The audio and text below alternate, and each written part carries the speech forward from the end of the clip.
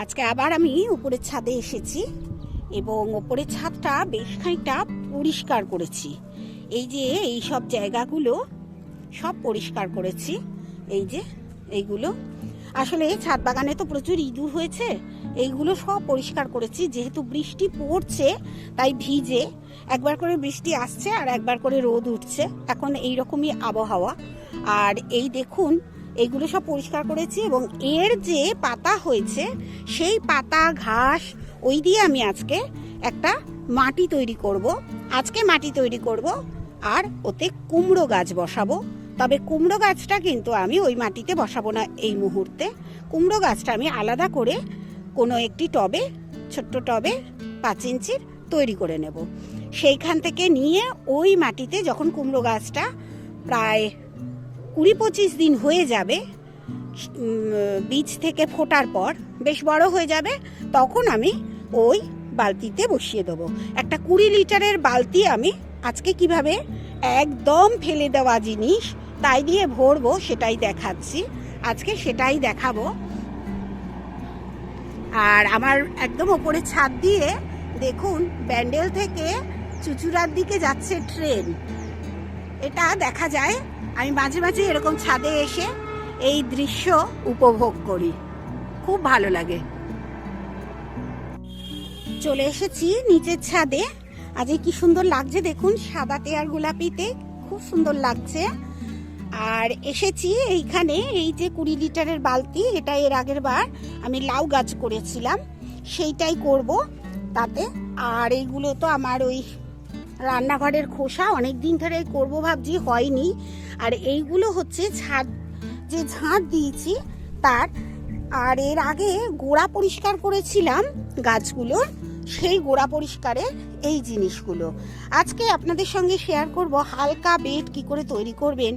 আর এখন মনে হয় ছাদে লোড কমানো দরকার, যেহেতু আমার এখন প্রচুর গাছ হয়ে গেছে। দেখুন প্রচুর গাছ, এত গাছ হয়ে গেছে, তার মানে গাছের নিচে টবে মাটি আছে।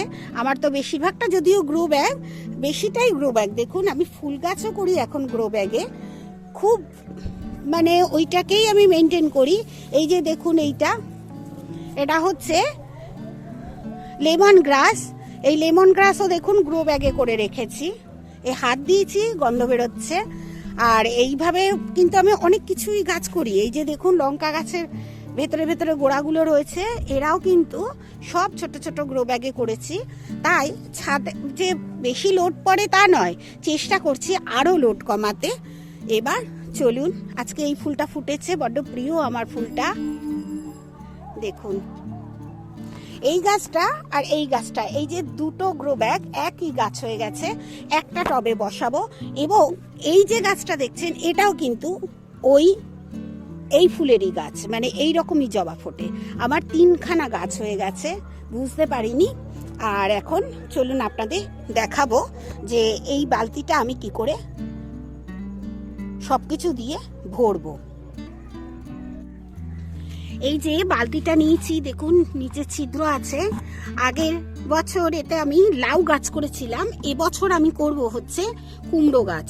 আর এর জন্য এর নিচে এই যে জুতোর বাক্স ছেঁড়া, তারপরে যেসব অনলাইনে জিনিস আসে সেখান থেকেই এই সব জিনিসগুলো আমার ঘরে থাকে, সেই জিনিসগুলোই দিয়ে আমি নিচটা একটু এরকমভাবে ঢেকে দেবো। কারণ আমি যে ঘাস টাস দেবো তার ভেতর থেকে একটু মানে লিকুইড যেটা বেরোবে এগুলো শুকিয়ে যাবে, এরা শুষে নেবে আর কি, অ্যাবজর্ব করে নেবে।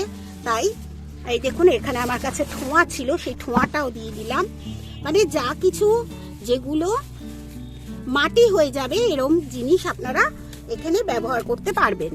এই যে দিলাম, এর ওপর আমি দেব, দেখুন নিয়ে এসছি এই যে কাঠের গুঁড়ো, এই কাঠের গুঁড়োটা পুরো ঢেলে দেবো।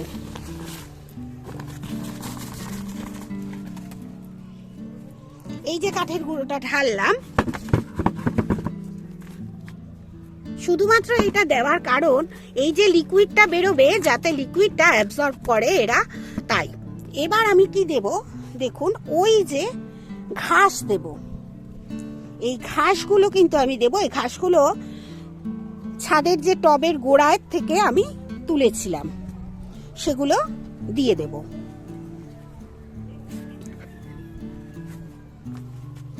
প্রচুর বড় বড়।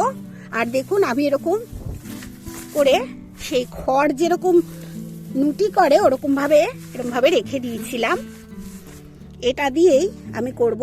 এইগুলো যে টাইম ফুলের মতো ফুল ফোটে সেগুলো আমি খানিকটা গাছ কেটেছিলাম, সেগুলো মানে এই সব জিনিসগুলো দিয়েই আমি আজকে এই বেডটা পুরো তৈরি করব। ওপরে একটু শুধু মাটি দেব যাতে মিশে যায়। এই যে দিয়ে দিলাম, এ কিন্তু বসে যাবে আমি যতই দিই না কেন। দেখুন অনেক দিন তুলেছি তো, তাই ঘাসগুলো ভিজে ভিজে গেছে ঘামে। পুরোটাই দিয়ে দেবো এতে। এইরকমই হয়ে যায় বেশি দিন রেখে দিলে। এই দেখুন এরও দেখুন লিকুইড বেরিয়েছে। এই লিকুইডটা ওইটা অ্যাবজর্ব করে নেবে। একটু চেপে চেপে বসিয়ে দেব, গলে গেছে তো হাত দিতে একটু কিরকম লাগছে, তাই একটু চেপে চেপে বসিয়ে দেবো এরম ভাবে। একদম মাটি হয়ে যাবে আর একদম হালকাও তৈরি হবে বেডটা। এই দেখুন এর ভেতর আমি দেব আমার যে অনেক দিন ধরে সংগ্রহ করা সবজি খোসা। দেখুন এই যে শুকনো আমার গাছেরই লঙ্কা, এগুলো বীজ করার জন্য রেখেছিলাম আর বীজ করা হয়নি আর কি, সেগুলো দিয়ে দিলাম। আর এই যে যত জবা পাতা দেখছেন আমি চারা তৈরি করেছি জবার, তার আর এর ওপর যেটা দেবো সেটা হচ্ছে এই যে গতকাল যে ছাদ ঝাড় দিয়ে আমি পেয়েছি সবটা দিয়ে দেবো একদম। এটা দিয়ে দিই। এটা দেখুন ঢেলে দিয়েছি। এই যে ঢেলে দিলাম, এর ওপর বেশ অনেকটা ভরে গেছে। এগুলো সব ওই গাছবাদি তার দড়ি, লাইলন দড়ি। আর এই দেখুন সবটাই ভরে গেছে। এর ওপর দিয়ে দেব একটু মাটি। মাটিটা দিলেই এটা আরো আস্তে আস্তে বসে যাবে। এবার এখন বৃষ্টি হচ্ছে তো, আর এটা আমি ভাবছি ছাদেই রেখে দেব। ছাদে রেখে দিলে একটু একটু জল পড়বে, গলেও যাবে তাড়াতাড়ি। আর ততক্ষণে আমার কুমড়ো গাছের যে গাছটা, কুমড়োটা সেটাও বড় হয়ে যাবে। এর ওপর আমি দিয়ে দেবো একটু মাটি। মাটিটা আমার পুরনো এই যে এইখানে রয়েছে গ্রো ব্যাগের মাটি, এই মাটি একটু চাপিয়ে দেবো। বৃষ্টি পড়েছে পুরো ভিজে মাটি, একটু মাটিটা দিয়ে ঢেকে দেবো। পুরো মাটিটাই লাগবে আমি জানি, এই মাটিটাই দিয়ে দেবো। যতটা লাগছে দিয়ে দিচ্ছি। মানে এটা যখন আবার কমবে আর একটুখানি মাটি আমি দেব। মানে মাটি তো দেখলেন কিছুই দিলাম না। এরপর 1 মাস বাদে ধরুন আমার যখন কুমড়ো গাছের মানে চারাগুলো বেশ বড় হয়ে যাবে, সেই কুমড়ো গাছের চারাগুলো আমি এখানে বসিয়ে দেবো। এই যে সব ঢেকে দিতে হবে এইগুলো মাটি দিয়ে। খুব তাড়াতাড়ি এটা কম্পোস্ট তৈরি হয়ে যাবে নিচে। আর যেগুলো ছাদ ঝাড় দিয়ে পাতা টাতা এনেছি, এই দেখুন কেঁচো, এ থাকুক, কোনো অসুবিধা নেই। যেগুলো এনেছি সেগুলো সব আস্তে আস্তে নিচে নেমে যাবে। এবং এই যে গ্রো ব্যাগটা, এর কিন্তু আমি বেশ খানিকটা মাটি যেটুকুনি বেঁচে রইল সেই মাটিটা আবার পরবর্তীকালে দিয়ে দেবো। এগুলো সব পুরনো বরবটি গাছের মাটি। এই যে এখানে একটা এনে রেখেছি, এইখানে একটা এনে রেখেছি, এই মাটি এগুলো। এরপর চলুন দেখাবো যে কুমড়ো গাছের বীজগুলো আমি কিভাবে বসিয়ে রাখছি। আর এই রকম ভাবে আপনারা হালকা বেড তৈরি করতে পারেন। এটা কিন্তু খুব হালকা হয়েছে একদম। আর এর আগের বছর যে আমার লাউ গাছ ছিল, আমি তো নড়াতেই পারতাম না, একদম নড়াতে পারতাম না, খুব কষ্ট হতো। এটা কিন্তু অত কষ্ট হবে না। এর ওপর দিয়ে আমি একটুখানি ছাই ছড়িয়ে দেবো, এটা ফাঙ্গাসের কাজ করবে। ছাই ছড়িয়ে দেবো, আর এটা হাত দিয়ে এবার আমি ধরতে পারছি, ছাইটা দিয়ে দিয়েছি, অসুবিধা হচ্ছে না। দেখুন, এটা কিন্তু কয়েকদিন বাদে যখন দেখাবো আপনাদের, দেখবেন কত নিচে নেমে গেছে। এইটায় আমি বসাবো কুমড়োর দানা। এই যে কুমড়োর দানা, এখানে 4টে গাছ বসাবো। এই যে সরু দিকটা নিচে দিতে হয়, এইটাই আমি যখন এই গাছগুলো বেশ বড় হবে, ধরুন এই লাউ গাছের মতো, এই যে লাউ গাছটার মতো, আমি সব সময় এরকম ঘরের ভেতরেই গাছ করে রাখি চারা, তখন আমি এটা ওই বালতিটায় বসিয়ে দেবো। এই সব কিন্তু আমার লঙ্কা চারা দিয়েছি, আর সব লঙ্কা চারার কি কি লঙ্কা দিয়েছি সব লেখা আছে, আপনারাও দেখতে পারবেন।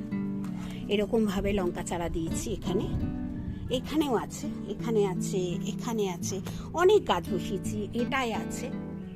এই যে দেখুন লঙ্কার চারাগুলো উঠছে সবে। এইভাবেই গাছ আমি তৈরি করে নিই। আগে তৈরি করা এই কুমড়ো গাছটা, ওই যে বেডটা দেখালাম তৈরি করেছি হালকা বেড, ওর ভেতর আমি দেব। একটু জল দিয়ে দিই, খুব হালকা করে জল দেব।